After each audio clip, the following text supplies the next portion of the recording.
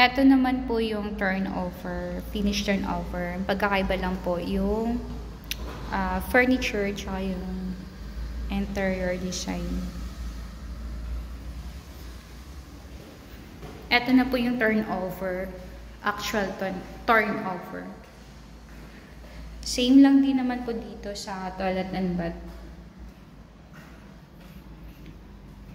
At dito sa laundry area. Dito naman po sa second floor.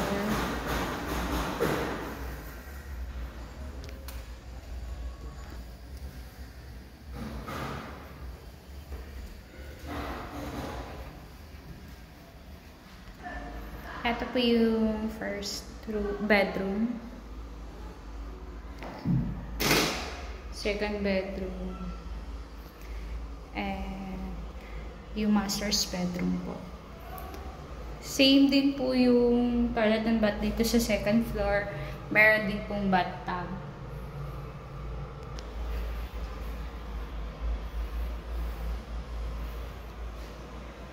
Ito po yung built-in cabinet niya.